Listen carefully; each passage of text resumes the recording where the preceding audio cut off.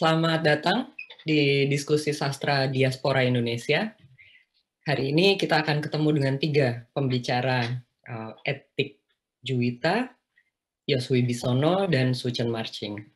Saya moderator untuk diskusi kali ini, nama saya Lisa Bonarahman. Program diskusi ini adalah bagian dari Festival Sastra Lontar dengan dukungan penuh Kementerian Pendidikan dan Kebudayaan melalui program fasilitasi bidang kebudayaan. Dan diskusi ini adalah sebuah kolaborasi antara Yayasan Lontar dengan Jakarta Content Week atau JAKPEN edisi 2020. Terima kasih sudah hadir bersama kami. Dan terima kasih Lontar untuk menyelenggarakan diskusi ini. Ini topik yang sudah lama sekali saya nggak dengar atau bicarakan, tapi mungkin itu lebih karena salah saya tidak terlalu memperhatikan dari dekat sastra diaspora kita, gitu ya. Karena itu, hari ini saya senang sekali bisa ketemu dengan 3 pembicara dan mendengar tentang proses kreatif mereka dan juga sedikit sejarah diri mereka sebagai diaspora Indonesia. Hari ini kita akan mendengarkan cerita 3 pembicara, lalu bisa ngobrol-ngobrol, bertanya jawab langsung dengan mereka. Kalau Anda ada pertanyaan, silakan menuliskan di kolom chat ruang diskusi daring ini. Kita akan mulai dari ya semacam pengantar lah ya, cerita-cerita masing-masing pembicara. Saya ingin memulai dengan Etik Juwita. Etik Juwita ini sedang berada di sebuah kota namanya Nantau yang berada di Taiwan. Kenapa ya dia ada di sana? Coba kita tanya. Etik, kenapa kamu ada di sana? Kerja, Mbak Lisa, bantu kerja. Apakah kamu memilih kemana kamu pergi, kayak misalnya ke kota yang sekarang gitu ya, Nantau, itu gimana tuh milihnya? Kalau enggak secara langsung sih, milihnya Taiwan gitu aja. Cuman waktu di PT ya, saya berangkatnya kan lewat PT, PJTK itu kita sudah disodori job, lokasinya di situ. Kalau nggak mau ya bisa sih milih yang lain. Cuman waktu dapat yang Nantau ini saya nggak ngerti kalau Nantau itu ternyata di pelosok. Jadi ya oke lah di pelosok sekarang. Oke. Jadi Etik bekerja di rumah gitu ya, di rumah. Iya. Ini juga lagi di rumahnya majikan ya. Nanti kalau ada suara-suara iklan-iklan itu memang ya nggak libur hari ini. Oke. Jadi kerjanya 7 hari seminggu ya? Iya. Boleh minta libur, tapi kadang-kadang ya gini, seperti hari ini nggak bisa karena majikan terlalu repot. Kalau kerjanya 7 hari seminggu, kamu bisa pulang dan punya rumah sendiri atau harus tinggal di bersama, majikan? Bersama di rumah majikan. Begitu. Tidak bisa tinggal di luar. Dan memang pemerintah Taiwan tidak membolehkan pekerjaannya tinggal di luar. Oke. Dan bagaimana cara membagi waktu antara kerja dan menulis? Kebetulan kerjaku itu menjaga nenek. Ketika nenek tidur siang itu biasanya saya menulis, tapi tidak sering. Selama 2 tahun lebih di Taiwan, hampir 2 tahun setengah ya, 2 tahun setengah di Taiwan itu saya cuma melahirkan 2 cerita, 2 cerpen saja. Itu karena di Taiwan ada semacam Taiwan Literature Award for Migrant. Itu saya join 2 tahun lalu dan tahun ini, dan ya dapat award dari sana. Hanya untuk itu saya menulis, karena di sini terbatas sekali, saya hanya menulis melalui handphone. Menulis melalui handphone? Ya. Oke, Dengan buku bisa. dan handphone saja, saya tidak punya laptop, tidak Ya. punya komputer. Jadi ngetiknya kayak ini ya, Kayak main kayak game, kayak Mbak kita Lisa, gini, kayak kayak kita main game gini. chat atau Betul, ya seperti itu. bahasa bahasa ibunya Etik apa ya? Jawa. Saya dari Bahasa Jawa. Blitar. Nah, ketika menulis bahasa apa yang dipilih sebagai bahasa tulisanmu? Bahasa Indonesia, Mbak Lisa. Jadi nggak pernah menulis dalam bahasa Jawa? Tidak bisa. Karena Oh meskipun ya, ribet orang juga Jawa ya dulu ini. lama tinggal di Sumatera, jadi selalu merantau ke sana, jadi bahasa Jawa tidak terlalu paham. Oke.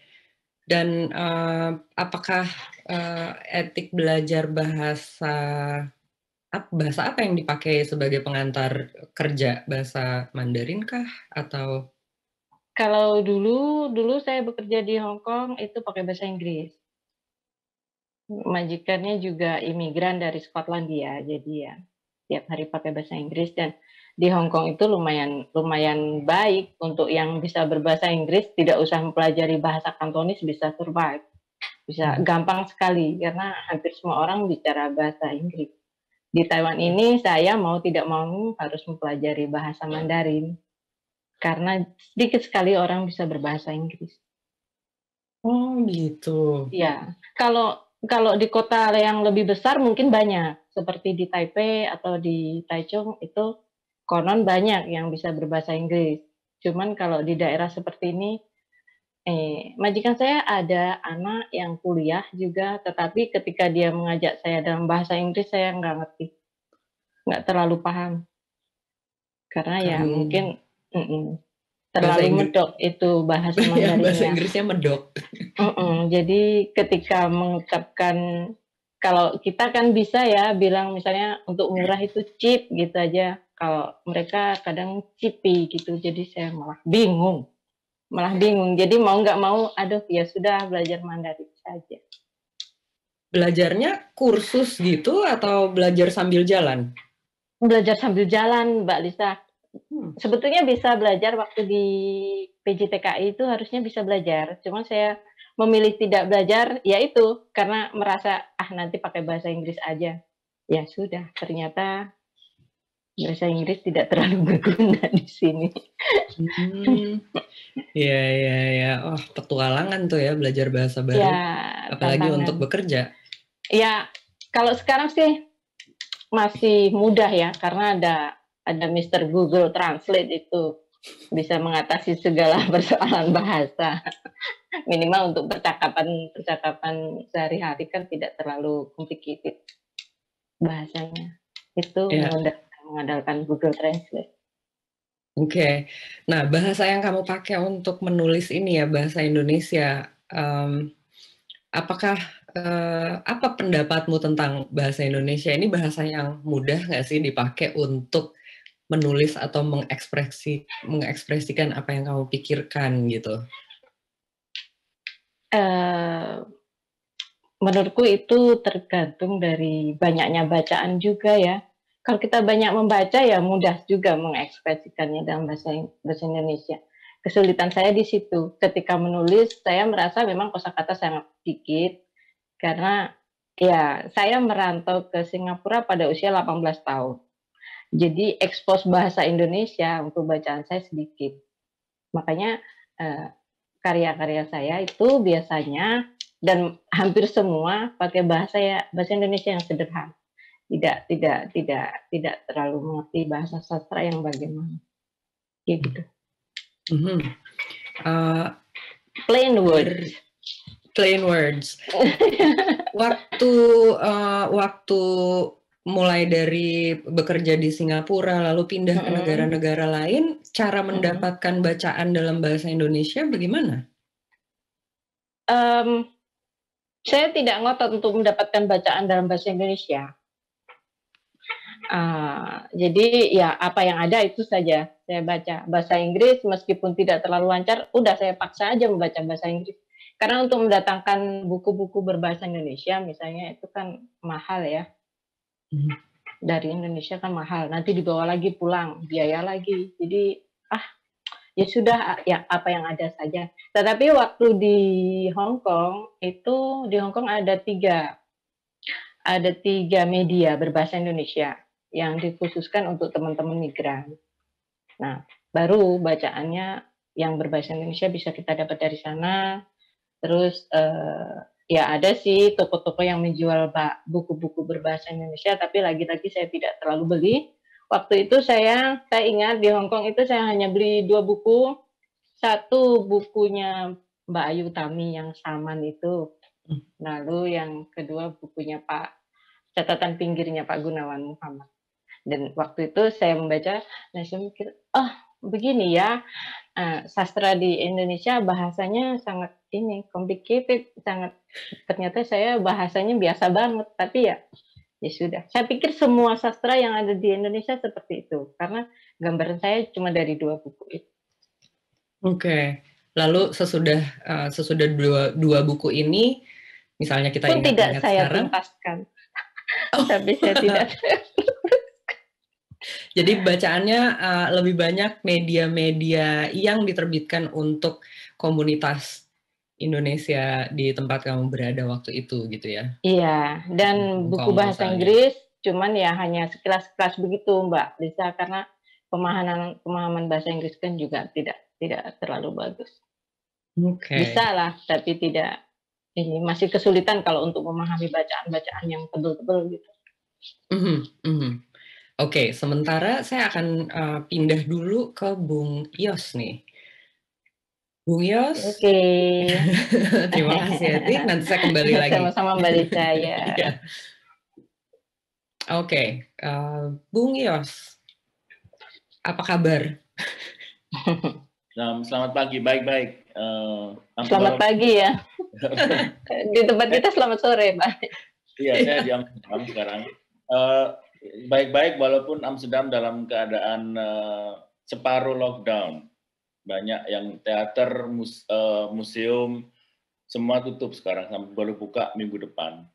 Tapi sekolah dan supermarket buka. Gitu. Jadi harus sering-sering di rumah nih ya, walau berada di Amsterdam. Betul. Saya sudah sejak Maret lalu sebenarnya. Saya Maret lalu sebenarnya berencana pulang kampung untuk peluncuran buku terakhir saya.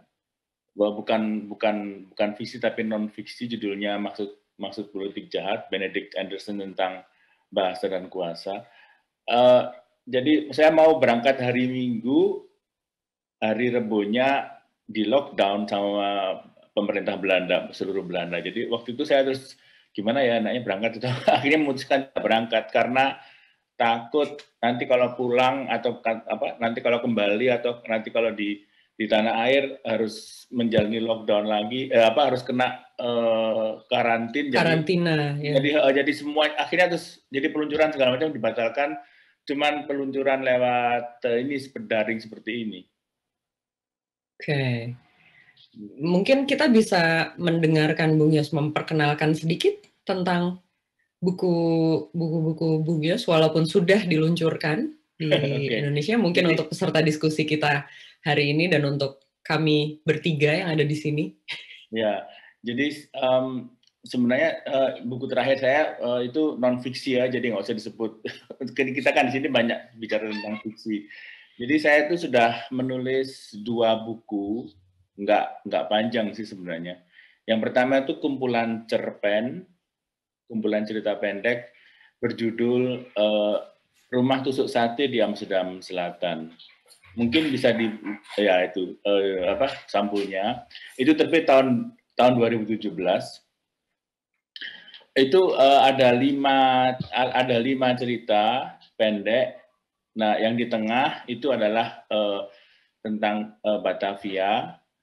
Kemudian yang di pinggir sekali, yang pertama dan kelima itu di settingnya di Kyoto. Kemudian yang di kedua dan keempat itu settingnya di Amsterdam. Tapi bukan Amsterdam sekarang, melainkan Amsterdam pada tahun 1943 dan 44. Itu pada zaman ketika Belanda diduduki oleh Nazi.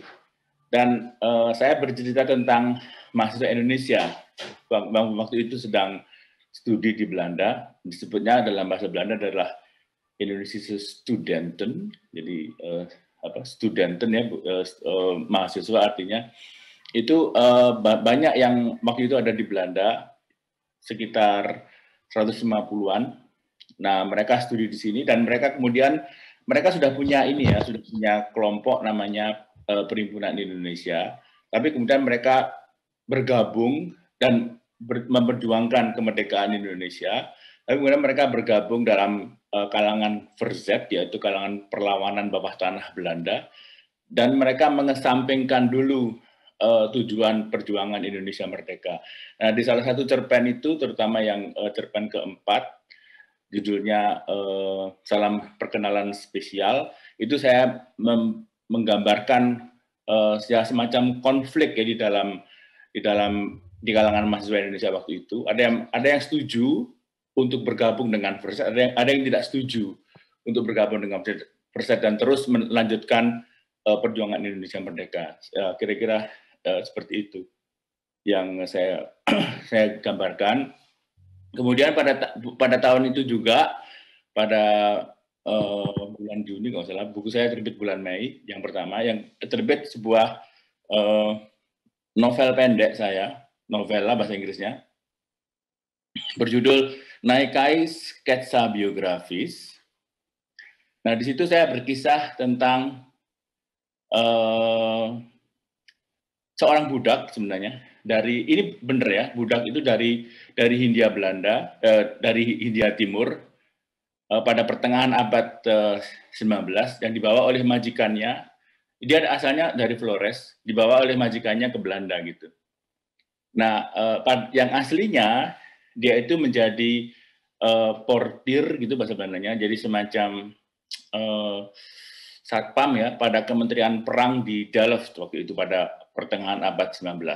Tapi berhubung Sucen dan saya itu demen musik gitu, maka saya ganti, ini fiksi saya ya, jadi saya ganti dia bukan sebagai portir, satpam, tapi sebagai penyanyi opera yang terkenal di Eropa gitu. Nah itu opera barok terutama, dan itu saya ubah ceritanya, jadi saya gambarkan bagaimana dia berkenalan dengan majikannya, dan majikannya itu adalah seorang pemain harpsichord, bahasa Inggrisnya, bahasa Belandanya itu klavesimbel, itu pendahulu piano untuk barok, kemudian dia dididik oleh majikannya itu untuk menjadi penyanyi opera, dan itu sebenarnya dengan penerbit kita sepakat, saya serahkan itu sebagai kumpulan cerpen gitu kepada penerbit, tapi penerbit memutuskan untuk menjadikan yang terakhir ini, cerita terakhir ini karena lumayan panjang, jadi novel pendek gitu, jadi novel lagi.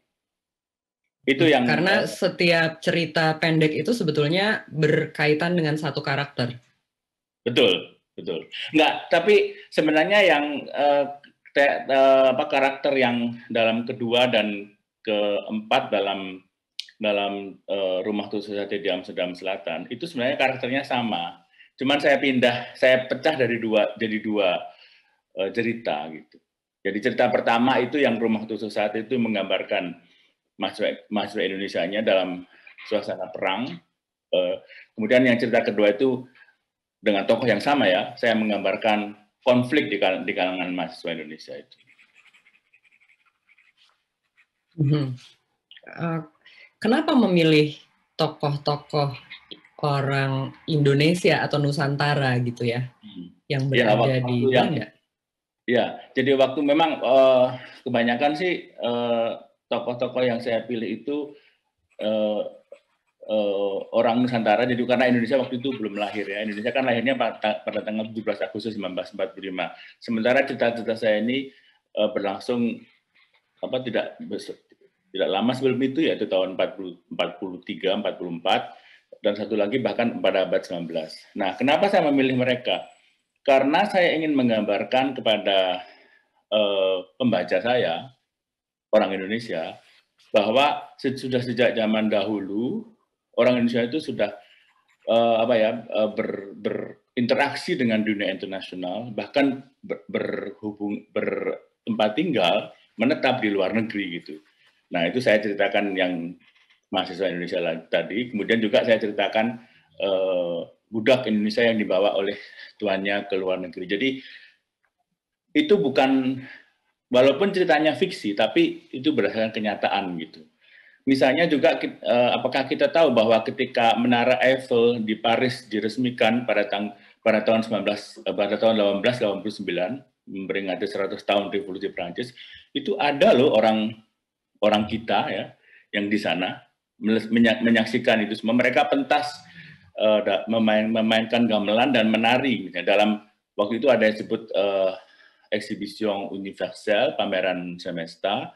Nah di situ tampil orang-orang dari desa Parakan Salak di dekat Sukabumi dan para penari dari Keraton Mangkunegaran misalnya di Solo.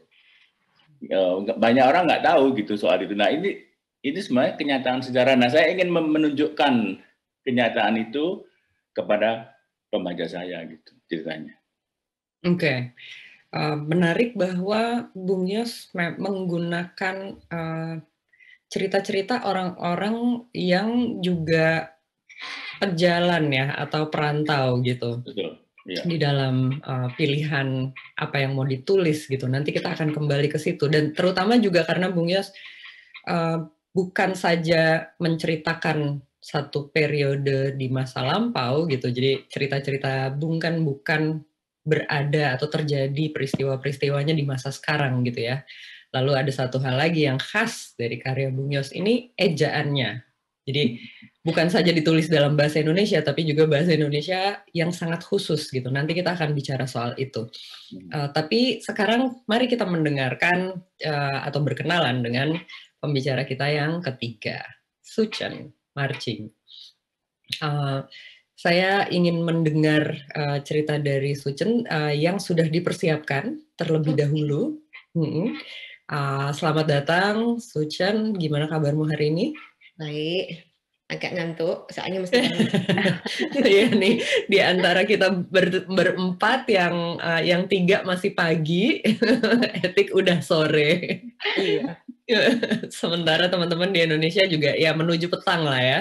Iya. Silakan Suchen. Oke, ini slide saya di mana ini? Sudah muncul belum? PowerPoint-nya di mana? Saya kira sebentar lagi muncul. Nah, ini ya. Jadi saya mau cerita sedikit karena topiknya hari ini sastra diaspora Indonesia ya. Next. Oke. Kenapa saya menulis tentang Indonesia dan dalam bahasa Indonesia? Itu alasannya gampang sih, karena memang bahasa Indonesia saya lebih bagus daripada bahasa Inggris. Apalagi saya ini dibesarkan bukan dari keluarga yang mampu gitu ya. Karena kalau keluarga yang mampu di Indonesia sekarang kan anak-anaknya tuh diajari bahasa Inggris bahkan sebelum lahir gitu ya, di perut itu sudah diajak ngomong bahasa Inggris gitu kan. Nah saya tuh nggak kayak gitu. Saya belajar bahasa Inggrisnya waktu sudah kuliah, dan ya itu pun nggak mendengar orang native speaker ngomong gitu. Jadi waktu saya pertama kali pergi ke luar negeri ya sempat gelagapan terus terang ya. Native speaker ngomong itu kan beda dengan orang di Indonesia yang ngajari bahasa Indonesia, bahasa Inggris gitu kan.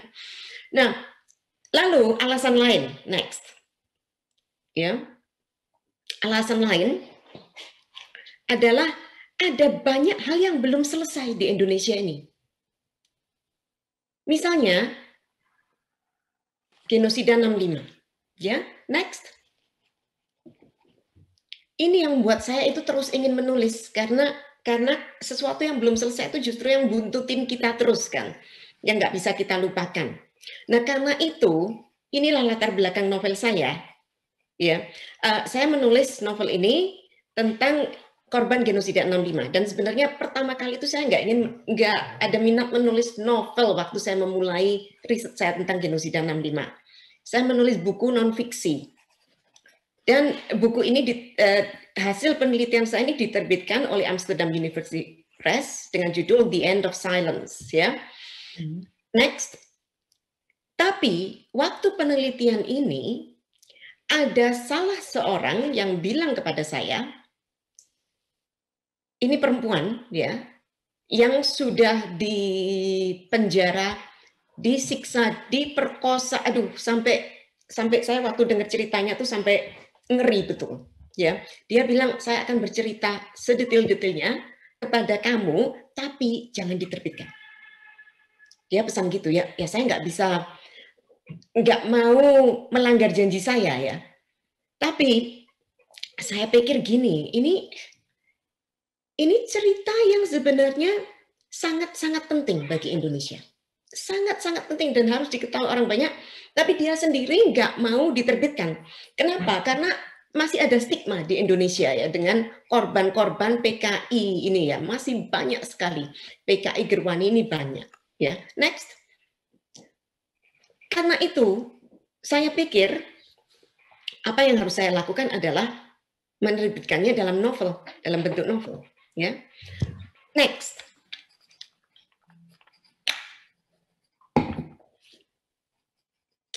Ya, jadi ini, karena memang Soeharto itu bisa diturunkan oleh reformasi, tapi kroni Orba itu masih ada dan masih berkuasa. Ya, jadi kisah perempuan ini akhirnya saya terbitkan saya tulis dalam novel dari dalam kubur dengan persetujuan si pemilik cerita tadi, si ibu itu tadi. Ya, next. Tapi apa yang terjadi waktu saya mau menerbitkan? Ya, jadi pertama kali itu Gramedia setuju akan menerbitkan. Mereka sudah setuju itu pada akhir tahun 2018 sebenarnya. Mereka sudah setuju. Tapi beberapa bulan kemudian Gramedia bilang, oh harus ada bagian-bagian yang mesti disensor, dan bagian yang harus disensor itu kebanyakan adalah cerita si ibu tadi, gitu. Jadi ini kan ironis ya, karena bahkan dalam bentuk fiksi pun cerita si ibu ini nggak bisa keluar, gitu. Ini kan menandakan sebenarnya ideologinya Orba ini masih amat sangat kuat, gitu loh. Bahkan dengan fiksi pun itu ada rasa takut, ya, dengan kisah si ibu ini. Next. Ya. Saya sama sekali nggak menyalahkan Gramedia. Karena saya mengerti ya, mereka seling diobrak-abrik. Ketakutan si ibu tadi, si ibu yang saya wawancarai itu seolah diulang oleh Gramedia. Masih belum sepenuhnya aman untuk bicara tentang pelanggaran HAM yang melibatkan pemerintah Orba. Ya, Gramedia sudah diserang beberapa kali. Jadi ya sudah, saya mencoba untuk mengerti. Ya, pemerintah nggak berbuat apa-apa dalam hal ini. Next.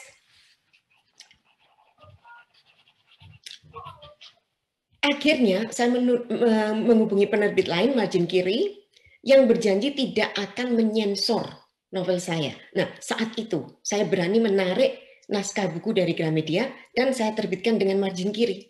Akhirnya kisah perempuan itu terbit ya dengan Margin Kiri.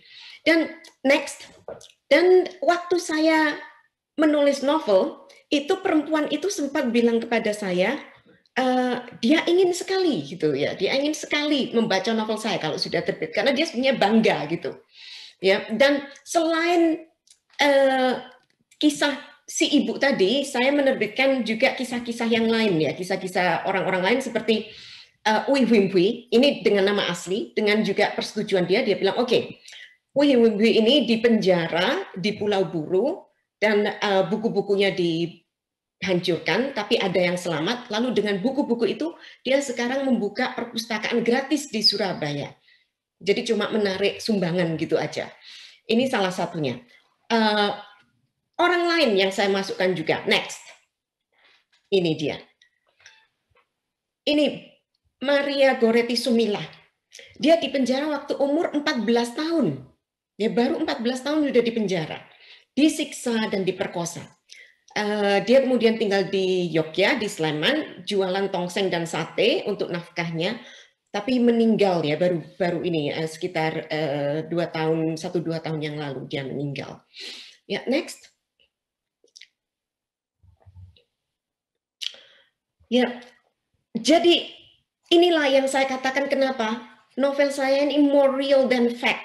Ya, jadi bukan fiktif belaka. Saya bilang novel saya ini lebih nyata dari segala kisah nyata. Kenapa? Karena dalam buku saya The End of Silence itu nggak semua bisa keluar.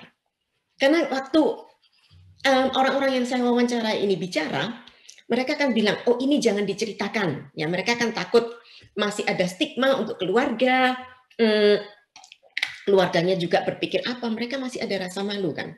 Tapi kalau dalam fiksi, justru itulah saya bisa mengeluarkan semuanya. Ya, jadi saya bisa lebih jujur justru dalam fiksi. Karena itu saya bilang, fiksi ini, novel saya ini, justru lebih dalam daripada novel yang non-fiksi. Ya, dan bagaimana si ibu yang saya wawancarai itu, yang bilang kepada saya, dia ingin sekali membaca novel saya, ya, kalau sudah selesai. Sayangnya nggak akan terjadi karena dia meninggal sebelum saya selesai menulis novel. Jadi itu ironisnya. Ya. Makasih. Jadi silakan tanya. Ya, terima kasih Sucen. Jadi ternyata relasi hubungan antara fakta dan fiksi itu tidak semudah atau sejelas yang kita kira ya. Oh iya. Karena kadang-kadang kan kita mikirnya, oh buku non-fiksi itu adalah soal kebenaran, sementara fiksi adalah soal bualan lah ya, karangan ngarang gitu. Terus sementara lebih banyak yang saya sembunyikan dalam buku non-fiksi saya, The End of Silence, karena mereka bilang jangan bilang ini jangan disebutkan, ini, dan saya mesti ikut ya, karena saya menghormati orang-orang yang saya wawancarai. Tapi kalau dalam fiksi, karena itu fiksi, saya bisa keluarkan semua dong. Apalagi yang nama-namanya samaran. Justru yang mereka yang bilang, oh oke, namanya nggak samaran, keluarkan saja. Justru itu saya lebih hati-hati. Ya. Karena kan saya mesti jaga jaga image mereka kan. Juga. Betul. Jadi dunia fiksi itu sebenarnya di satu sisi dalam kasus karya-karyamu ya, adalah satu kendaraan atau wahana gitu untuk menceritakan kebenaran. Oh ya. Tapi di sisi yang lain juga semacam ruang aman atau sanctuary gitu ya, ruang yang melindungi jadi apa yang mungkin terjadi gitu kepada subjek-subjek yang memiliki kisah ini. Itu bisa keluar semua dalam novel saya justru ya. Ya, dan ini satu pertanyaan menarik sebenarnya karena Anda bertiga, masing-masing penulis ini ininya sangat berbeda-beda gitu ya. Dunia fiksinya sangat berbeda-beda. Apa menurut Anda, nanti saya sebutkan siapa yang saya minta menjawab duluan, apa menurut Anda hubungan antara dunia yang dialami gitu ya, pengalaman-pengalaman personal, dengan cerita yang Anda tulis masing-masing gitu. Apakah ada kemiripan dunia yang Anda alami gitu dengan apa yang Anda tuliskan? Mungkin kita mulai dari Bung Yos dulu. Dunia itu ada gitu loh. Tapi karena saya ini tertarik sejarah terus terang aja. Tapi karena saya malas untuk nulis sejarah. Kalau nulis sejarah itu kan harus tepat, misalnya urut-urutan kejadiannya gitu harus tepat semua kan. Nah, karena saya nggak tahu urut-urutan itu dan malas untuk mencari urut-urutan yang benar gimana sih sebenarnya. Nah, itu akhirnya saya karang-karang sendiri gitu. Tapi dasarnya ada, semua itu ada. Kalau misalnya saya menulis tentang mas Indonesia di Belanda pada zaman Perang Dunia Kedua, itu semua ada, literaturnya juga ada, bahan-bahan tertulis penerbitan mereka juga ada. Saya tinggal, kalau saya tertarik sih saya tinggal menulis aja, dan memang sekarang akhirnya saya berusaha untuk menulis tentang sebuah keluarga ya, tapi ini non fiksi. Nah, kalau fiksi itu ya itu ketika saya semua bahan-bahannya sudah ada, tapi saya nggak tahu urut-urutan yang benar itu gimana sih gitu. Akhirnya itu saya jadikan fiksi. Kalau soal seorang budak itu saya juga sebenarnya nggak tahu bagaimana saya bisa tahu misalnya Belanda pada abad 19 zaman Multatuli, saya kan nggak tahu gitu loh.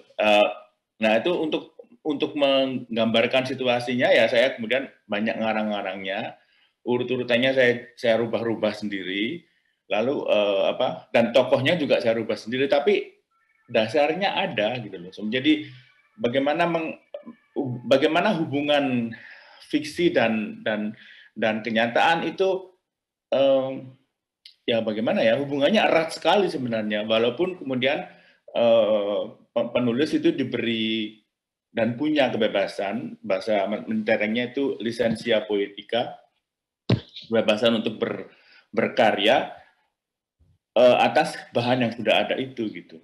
Itu saya kira jawaban saya. Jadi beda lagi nih ya dari strateginya Suchen, di mana fiksi adalah satu cara untuk kayak menyusun ulang kebenaran yang tadinya harus banyak disensor gitu. Sementara kalau untuk Bung Yos ini ceritanya dipertahankan gitu, tapi dia tidak disusun menuruti akurasi sejarah gitu ya. Jadi fiksi ini kayak ruang bermain gitu. Betul. Dengan imajinasi. Oke, saya ingin bertanya pada Etik gitu. Mungkin pertanyaan yang agak mirip antara apa yang kamu tuliskan gitu ya, cerita yang kamu tuliskan dengan apa yang kamu alami itu ada kaitannya nggak? Ada Mbak Lisa, tentu ada. Jadi saya menulis itu seperti, meskipun fiksi itu ada dua cara gitu. Nggak tahu ya namanya apa, tapi cerita-cerita yang saya lempar ke media di Indonesia itu sedikit berbeda dengan cerita-cerita yang untuk teman-teman di rantau misalnya. Seperti waktu saya kerja di Hong Kong, itu saya mengerjakan cerita serial yang lucu, yang slapstick gitu loh Mbak Lisa. Jadi saya ambil tokohnya dari teman-teman, itu saya garap dengan teman juga, tidak saya sendiri, terbit dalam setiap 2 minggu sekali secara bersambung gitu. Nah tugas tokoh saya yang saya buat konyol ini kan sudah wajar ya kalau kita itu di image kita norak itu kan ada untuk teman-teman buruh migran katanya norak. Sebetulnya kalau saya melihat itu bukan norak. Mereka mencoba untuk menyesuaikan diri dengan pola hidup masyarakat di Hong Kong. Jadi kan nggak mungkin ya kita pakai 2 musim baju yang ada di Indonesia itu hanya musim hujan dan musim panas. Sementara di Hong Kong kan ada musim dingin, musim panas, musim macam-macam. Pasti bajunya juga mengikuti. Tapi bagi orang-orang awam di Indonesia banyak yang menilai itu mereka norak, ikut-ikutan cara berpakaian orang Hong Kong seperti itu. Saya melihatnya tidak norak. Mereka mencoba menyesuaikan diri dengan dengan ya hidup mereka di rumah majikan dan sebagainya. Nah, di cerita serial yang saya buat ini, tugas tokoh saya ini antara lain itu untuk ikut menyosialisasikan apa tuntutan teman-teman organisasi untuk perbaikan nasib mereka. Misalnya ketika teman-teman yang aktivis ini mengerjakan demo, ada yang nyeletuk, ngapain kita demo? Kita ini sebagai tamu, masa kita tamu mau merubah cara hidup orang Hong Kong? Nggak mungkin. Emang kita ini siapa? Seperti itu. Nah, tugas tokoh selengean ini yang saya buat ini nanti akan menjelaskan bahwa misalnya pada tahun itu 130.000 buruh migran Indonesia di Hong Kong itu turut membuat 130.000 majikan bisa melakukan kerja dengan tenang dan sebagainya. Dan jadi wajar dong kita ikut menuntut perbaikan nasib seperti itu. Dan cerita saya yang di Hong Kong itu lumayan mendapatkan lumayan dibaca sama teman-teman. Hubungan antara saya sebagai orang yang menulis dan yang membaca, teman-teman pembaca itu lumayan intim, di mana suatu waktu ketika saya mencoba bertanya kepada pembaca, bagaimana kalau tokoh memalukan ini saya pulangkan saja, seperti itu. Jadi yang keberatan silahkan SMS saya seperti itu. Dan saya kena maki banyak sekali SMS masuk dan dan dimaki seperti emang kamu siapa, sama-sama TKW-nya jangan seperti itu dan sebagainya. Padahal ini tokoh kan fiktif ya. Jadi saya senang, dari situ saya senang sekali. Artinya cerita saya kena gitu Pak. Seperti itu. Itu untuk cerita yang saya tulis di rantau ya, di Hong Kong. Kemudian untuk cerita yang saya kirim ke Indonesia misalnya, itu biasanya saya cerita tentang kondisi real. Harapan saya agar ada orang yang membaca, oh seperti ini ya, kondisi yang mengerikan ini seperti ini ya. Seperti contoh saya yang berhasil, itu antara lain cerpen judulnya Bukanyam, itu pernah juga diterjemahkan dalam bahasa Inggris sama Lontar kalau nggak salah ya, Lontar yang menerjemahkan, kemudian dikirim ke Words Without Borders. Di sana juga lumayan dapat apresiasi, ya, termasuk dimasukkan dalam salah satu cerpen pilihan selama periode 10 tahun versi Words Without Borders, dan itu cerita saya masuk di situ ya. Saya pikir baguslah karena perlu juga diketahui oleh siapapun kondisi buruh migran yang bagaimana ini, karena saya yakin perubahan perlu ya, apalagi sekarang teman-teman buruh migran ini karena pandemi ini semua diarahkan untuk dikarantina lagi di Wisma Atlet itu ya. Saya takut kejadian yang saya ceritakan di cerpen Bukanyam itu terulang. Jadi semua diarahkan ke Terminal 3 kan waktu itu, Terminal 3, terminal khusus untuk TKI, itu cerita saya tentang itu. Dan bagaimana pemerasan itu berjalan dari Terminal 3 menuju kampung halaman teman-teman ini. Jadi Mbak Lisa bisa bayangkan itu teman-teman itu yang misalnya kalau teman-teman yang dari Hong Kong atau dari Taiwan itu sudah biasa pegang HP. Artinya apa yang terjadi di Indonesia kita detik ini juga bisa tahu, gitu kan. Uang rupiah kita tidak lupa. Rupiah itu seberapa nilai-nilainya tidak lupa. Tetapi untuk teman-teman yang pulang dari negara-negara yang majikan tidak membolehkan memakai HP, wah, itu bisa jadi sasaran empuk ini orang-orang pemeras ini. Karena kita nggak ngerti nih, 10.000 itu bisa beli apa, 100.000 itu bisa buat apa, itu nggak ngerti. Karena memang nggak pernah ada kontak langsung dengan situasi di Indonesia hari ini. Seperti itu. Ya, jadi kalau dalam kerja penulisannya Etik, sebenarnya fiksi itu adalah seperti cermin ya. Dia cermin dari realitas, tapi bukan hanya untuk satu orang, tapi untuk satu komunitas gitu ya. Itu teman-teman yang bekerja migran dan kebanyakan kerjanya di sektor domestik ya, asisten rumah tangga gitu. Betul. Dan perempuan ya. Jadi dia cermin untuk menggambarkan satu komunitas gitu, bukan cuma satu orang, bukan cuma Etik gitu. Tokohnya yang saya ceritakan bukan cuma satu, cuma itu saya harap merepresentasikan sebagian seperti ini. Jadi ya seperti itu Mbak Lisa. Ya, menarik sekali. Saya dapat beberapa pertanyaan nih dari teman-teman yang bergabung di diskusi ini. Saya akan pilihkan beberapa, minta maaf kepada para peserta di ruang diskusi kalau tidak sempat saya bacakan semua sampai diskusi kita berakhir nanti. Kita masih punya kurang lebih 10 menit. Oke, pertanyaan yang pertama akan saya bacakan adalah dari Nadira namanya. Ini pertanyaan untuk Bung Yos. Kenapa selalu memilih cerita dengan latar belakang Belanda atau Eropa? Gimana nih Bung Yos?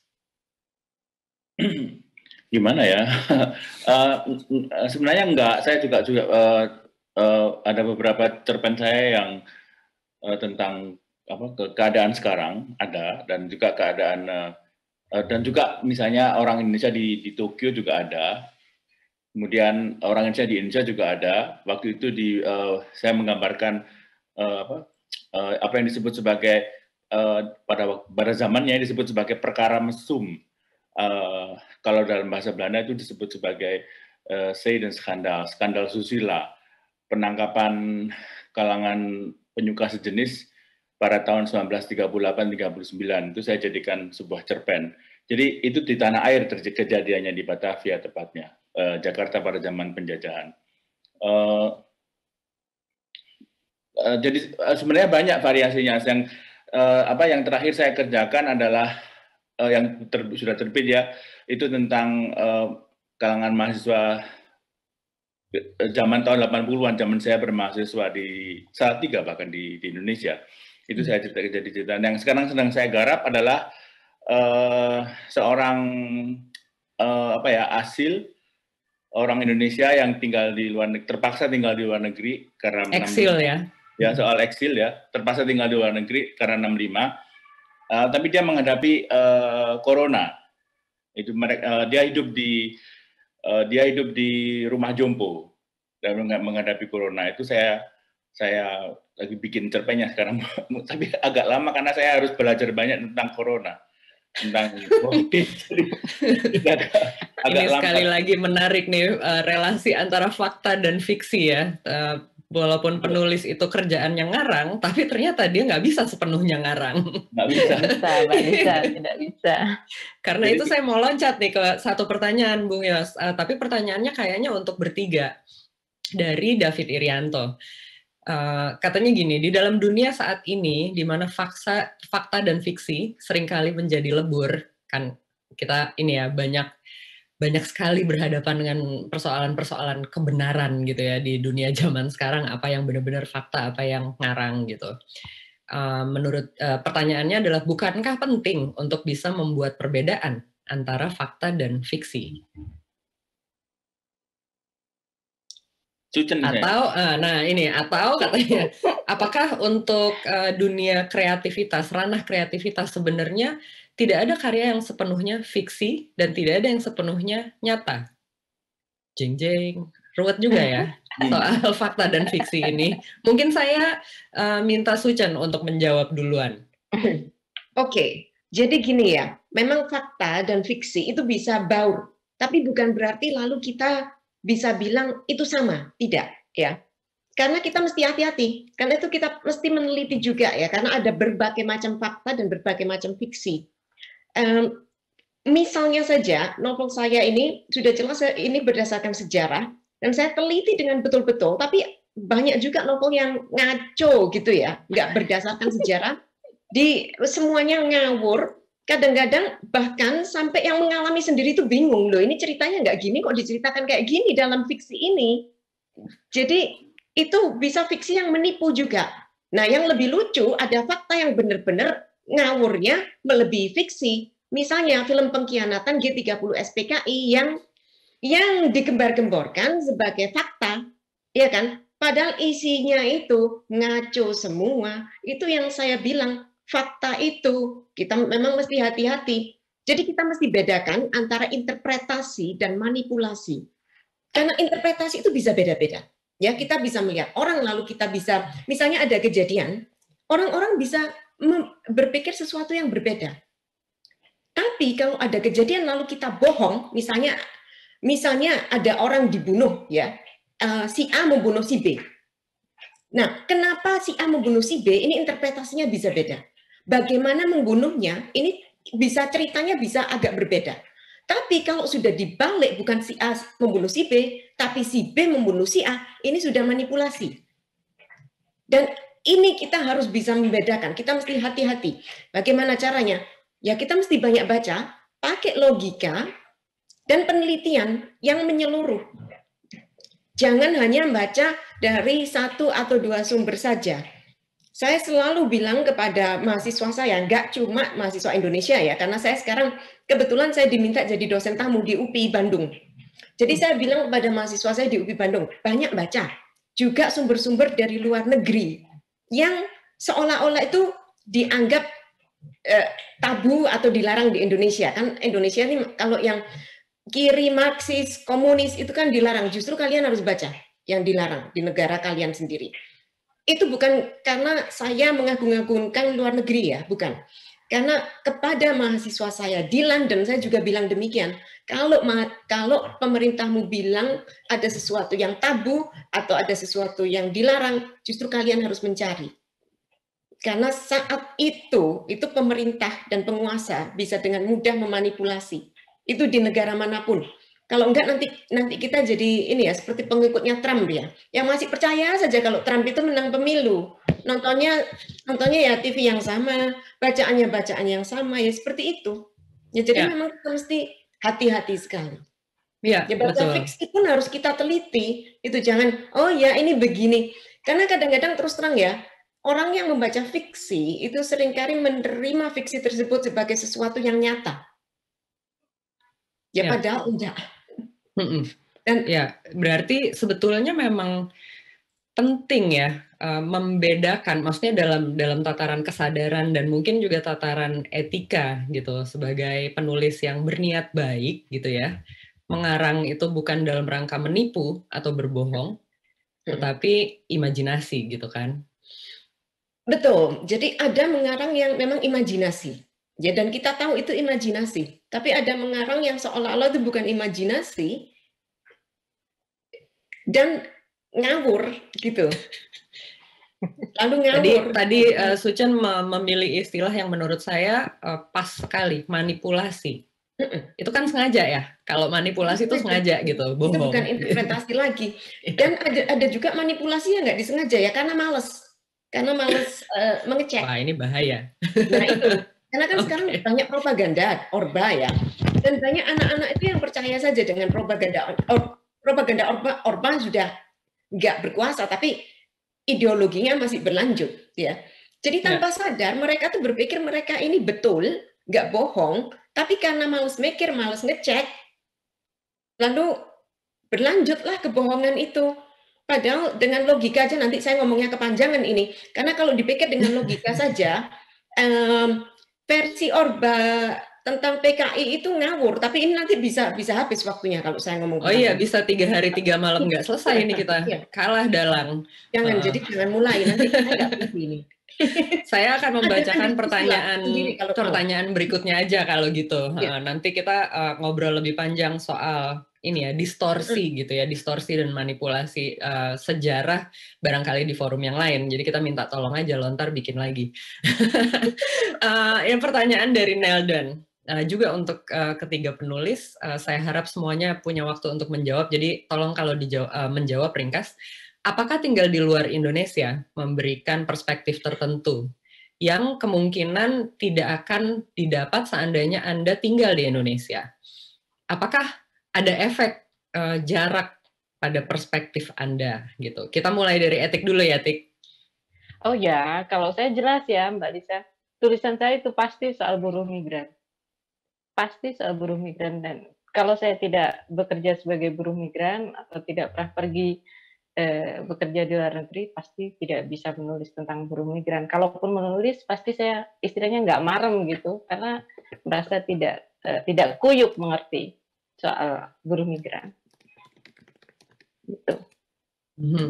Jadi boleh dibilang ibaratnya kalau kalau nggak keluar dari Indonesia, Etik tidak akan menulis sebenarnya. Tidak akan menulis, minimal tidak akan menulis tentang buruh migran. Ya. Oke. Kalau Bung Yos gimana? Gimana ya? Jelas ada perubahan persepsi dan juga jelas ada perubahan wawasan, itu jelas. Karena kalau saya tetap di Indonesia, pasti saya tidak akan tahu bahwa pada waktu itu mahasiswa Indonesia sudah sibuk melawan fasisme. Jadi fasisme itu sebenarnya sudah dilawan oleh mahasiswa Indonesia pada tahun 40-an, pada zaman Perang Dunia Kedua.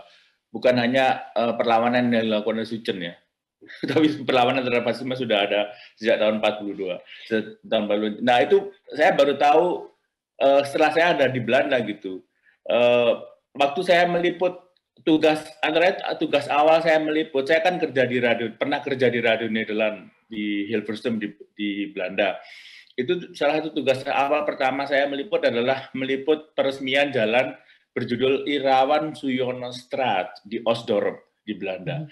Nah, Irawan Suyonostraat itu Irawan Suyono itu adalah mahasiswa Indonesia yang gugur ditembak oleh Wehrmacht, pasukan pendudukan Nazi di Leiden pada tanggal 13 Januari 1945.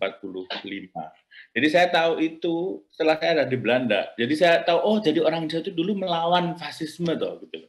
Karena saya tahu, karena saya melihat itu, maka lalu berubah wawasan saya. Lalu ternyata perlawanan itu sudah ada sejak tahun 40-an gitu loh. Nah, jadi itu yang kemudian saya tulis, saya jadikan fiksi.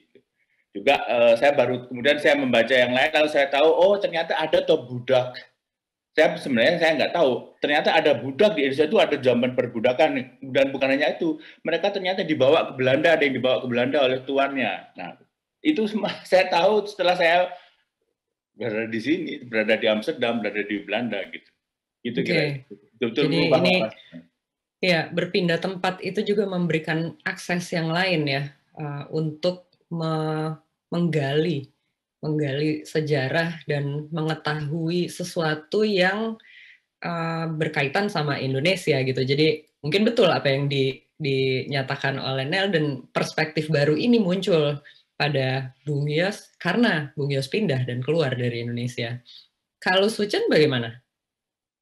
Mengingat karya-karyamu ini kan secara politis berbahaya. Berbahayanya tapi nggak tahu buat siapa ya, terus terang. Kalau buat saya, ini yang dibilang bahaya tuh bahaya buat siapa sih? Bahaya buat orang-orang yang mungkin tersangkut ya, atau yang sudah terlanjur percaya dengan propaganda Orba, tuh mereka jadi agak terusik mungkin kepercayaannya juga. Ya. Tapi dengan tinggal di luar negeri itu sebenarnya, pertama saya belajar tentang ini ya, mempertanyakan tentang hierarki. Itu yang pertama kali saya pelajari di sini, yang betul saya suka ya. Jadi kalau di Indonesia itu kan sama dosen, sama orang-orang yang berpangkat tuh ya ampun hierarkisnya setengah mati. Nah di sini itu nggak begitu gitu. Itu yang saya suka. Tapi bukan berarti saya nggak kritis dengan apa yang saya alami di sini ya, karena saya mengalami rasisme, diskriminasi itu juga saya alami. Dan itu saya jadi memandangnya bisa dari dua sisi ya, dari sisi Indonesia dan dari sisi sebagai migran, tapi juga dari migran yang sudah pindah, itu jadi dari sisi yang berbeda-beda. Dan kalau saya nggak pindah ke London, saya nggak akan bisa pergi ke Den Haag dan hadir di pengadilan rakyat internasional tentang 65. Dan itu saya menyaksikan sendiri, tahu sendiri, dan tahu bagaimana kita juga diganggu oleh pemerintah Indonesia waktu itu. Yos ada di situ kan juga. Jadi kita berdua tahu gangguan-gangguannya. Jadi justru dari situ saya belajar lebih banyak tentang Indonesia. Ya. Karena saya mengawasi dari luar. Jadi saya tahu secara lebih luas gitu. Betul, dan barangkali juga keberadaan di luar negeri membantu untuk mengerjakan tugas-tugas yang lebih politis atau tugas-tugas advokasi yang barangkali lebih sulit dilakukan di Indonesia, gitu ya. Walaupun saya perlu menggarisbawahi gitu ceritanya Sucen tadi mengenai Indonesia di satu sisi ada sensor yang masih mengakar, walaupun dari sisi hukum sebetulnya pelarangan buku dan lain-lain kan sudah dibatalkan oleh Mahkamah Agung gitu ya, Mahkamah Konstitusi. Tetapi dalam praktik sebetulnya tetap ada gitu, artinya ini berakar cukup dalam gitu ya di masyarakat kita dan dipelihara. Tetapi di sisi yang lain ada pihak-pihak yang juga menjalankan tugas-tugas advokasi di dalam Indonesia gitu ya, dan ini berjaringan gitu dengan penulis-penulis seperti Sucen yang mengerjakan tugas-tugas advokasi atau juga mungkin tugas-tugas advokasi yang dijalankan oleh etik gitu ya, soal hak-hak buruh migran dan keadaan buruh migran gitu yang katanya kan pahlawan devisa, tapi diperhatiin juga enggak gitu. Oke. Maaf, saya harus cek waktu dulu. Kayaknya waktu kita sebentar lagi habis. Jadi saya tambah satu kalimat. Ya, mungkin tapi sayangnya tidak bisa tiga-tiganya nih ya memberi kata penutup. Jadi kita diwakili oleh Sucen ya. Pengalaman saya saja ini tahun lalu tentang ini ya, yang namanya pelarangan atau segala macam. Jadi tahun lalu saya mengadakan ketemuan dengan penyintas 65 tahun 2019. Itu pertemuannya tertutup, tapi ketahuan oleh kelompok radikal. Dan mereka datang, dan jadi pertemuan kita diobrak-abrik. Padahal kita cuma mau ngobrol, saya cuma mau ketemuan aja. Itu didatang gitu. Itu keterlaluannya bagi saya, ya. Itu saja. Ya, terima kasih. Saya jarang bisa ngumpul-ngumpul sama penulis-penulis dan mendengarkan bagaimana kalian bekerja dan situasi kehidupan penulis pada umumnya, apalagi ini spesial banget gitu ya, 3 penulis yang tiga-tiganya tinggal di luar Indonesia, menulis dalam bahasa Indonesia, dan saya kira antara lain untuk pembaca Indonesia gitu. Tiga-tiganya punya cara-cara berkarya yang sangat khas gitu, dan saya harap setelah diskusi ini berlangsung, teman-teman yang mengikuti diskusi bisa mencari karya-karya mereka, membacanya, dan ikut mengembangkan ruang-ruang diskusi bagi karya-karya mereka. Terima kasih banyak Lontar yang sudah menyelenggarakan diskusi ini, dan silakan mengikuti acara-acara lain di Jakten, juga selain Festival Sastra Lontar. Terima kasih buat para penyelenggara dan operator di ruangan ini yang sudah menjalankannya dengan lancar. Terima kasih Sampai Mbak jumpa. Lisa. Sampai jumpa. Terima kasih Lisa.